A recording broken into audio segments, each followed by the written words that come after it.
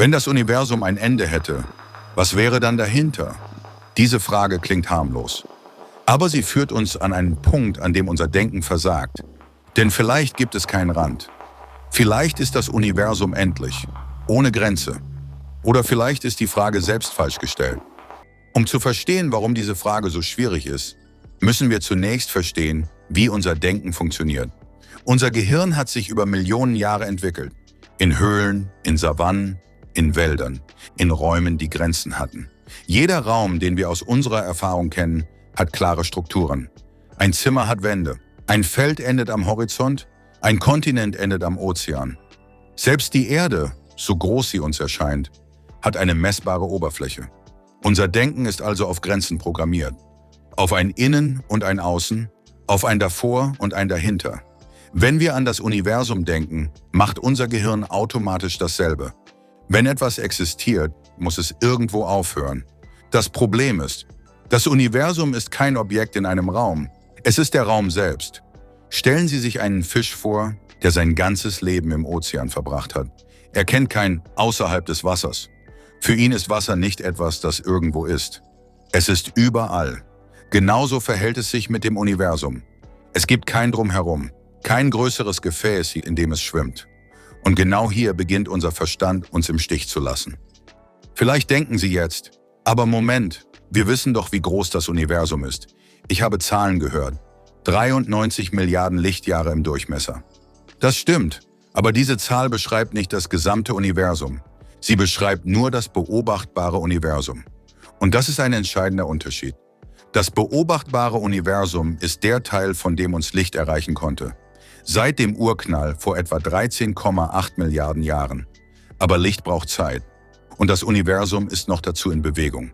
Stellen Sie sich vor, Sie stehen nachts auf einem riesigen, nebligen Feld. Sie haben eine Taschenlampe dabei. Ihr Lichtstrahl reicht vielleicht 50 Meter weit.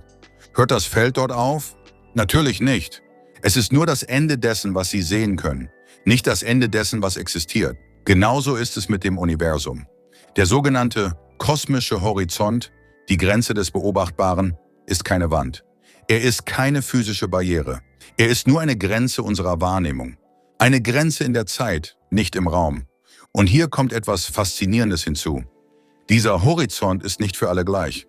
Wenn es intelligentes Leben in einer Galaxie gibt, die 10 Milliarden Lichtjahre von uns entfernt ist, dann hat diese Zivilisation ihren eigenen kosmischen Horizont. Sie sehen Dinge, die wir niemals sehen können. Und wir sehen Dinge, die für sie für immer unsichtbar bleiben. Jeder Beobachter im Universum hat sozusagen seine eigene Blase der Sichtbarkeit. Das Universum ist also nicht wie eine Bühne mit festem Rand. Es ist eher wie ein endloser Ozean, in dem jeder nur seinen eigenen kleinen Ausschnitt sehen kann. Falls Sie sich jetzt fragen, wie das alles zusammenpasst, bleiben Sie dran, denn jetzt wird es richtig interessant. Wenn Ihnen solche Fragen gefallen, Fragen, die an die Grenzen unseres Verstands gehen, dann abonnieren Sie gerne den Kanal. Hier gibt es keine komplizierten Formeln, nur die großen Fragen, verständlich erklärt. Jetzt kommen wir zum Kern. Die moderne Physik diskutiert heute im Wesentlichen 3 ernsthafte Möglichkeiten für die Struktur des Universums. Und ich muss Sie vorwarnen, keine davon fühlt sich intuitiv richtig an. Die erste Möglichkeit klingt einfach: Das Universum hat keinen Rand. Es ist unendlich. Das bedeutet, egal wie weit Sie reisen, es geht immer weiter. Keine Wand, kein Ende, kein Dahinter.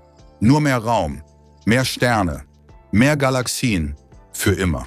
Unser Verstand rebelliert sofort dagegen. Wir fragen, aber unendlich, worin denn? Und genau hier liegt das Problem unseres Denkens. Diese Frage setzt voraus, dass das Universum in etwas anderem existieren muss. Aber das ist nicht der Fall. Das Universum ist nicht wie ein Ball, der in einem größeren Raum schwebt. Es ist der Raum. Es muss in nichts eingebettet sein. Ein unendliches Universum bedeutet nicht unendlich groß im Vergleich zu etwas anderem. Es bedeutet, es gibt kein Außerhalb, es gibt kein Drumherum, nur Universum, ohne Ende. Und wenn das stimmt, dann gibt es da draußen nicht nur Milliarden von Galaxien, dann gibt es unendlich viele. Dann gibt es irgendwo da draußen eine Galaxie, die unserer Milchstraße exakt gleicht. Einen Planeten, der exakt wie die Erde ist. Und jemanden, der gerade exakt diesen Satz liest. Unendlichkeit ist kein großes Nichts. Sie ist das Gegenteil. Sie ist alles. Unendlich oft. Jetzt wird es richtig faszinierend. Die zweite Möglichkeit klingt zunächst widersprüchlich. Das Universum ist endlich, aber es hat trotzdem keinen Rand. Wie soll das gehen? Stellen Sie sich die Oberfläche der Erde vor. Sie ist endlich. Sie hat eine messbare Fläche von etwa 510 Millionen Quadratkilometern. Und doch, wenn Sie in eine Richtung laufen, stoßen Sie niemals an eine Kante. Sie können immer weitergehen. Irgendwann kommen Sie wieder an Ihrem Startpunkt an. Die Erdoberfläche ist gekrümmt. Sie ist endlich, aber randlos. Und genau so könnte das Universum funktionieren. Nur in 3 Dimensionen statt 2. Stellen Sie sich vor, Sie fliegen in einer Rakete immer geradeaus, Milliarden Jahre lang. Und irgendwann, nach unvorstellbar langer Zeit, taucht vor Ihnen etwas Vertrautes auf. Unsere Milchstraße, unser Sonnensystem, die Erde. Nicht, weil sie umgedreht sind, sondern weil das Universum in sich selbst zurückkehrt. Es wäre wie eine Reise auf der Erdoberfläche, nur dass Sie nicht auf einer Kugel laufen, sondern der Raum selbst gekrümmt ist. Dieses Modell nennt man ein geschlossenes Universum. Es hat ein endliches Volumen, aber keinen Rand, keine Grenze, kein Außen. Die Form des Universums wäre dann so etwas wie eine dreidimensionale Entsprechung einer Kugeloberfläche. Eine Geometrie, die wir nicht sehen, sondern nur mathematisch beschreiben können. Und dann gibt es noch die radikalste Idee von allen. Vielleicht ist die Frage nach dem Rand des Universums gar keine sinnvolle Frage. Nicht, weil wir die Antwort noch nicht kennen, sondern weil die Frage selbst eine Denkfalle ist. Es ist ein bisschen so, als würde man fragen, wo die Oberfläche einer Kugel endet. Die Kugel ist endlich, aber sie hat keine Kante. Man kann immer weitergehen, ohne jemals an einen Rand zu stoßen. Vielleicht verhält es sich mit dem Universum genauso. Vielleicht existiert kein Rand nicht als physischer Ort, sondern nur als Grenze unserer Vorstellung.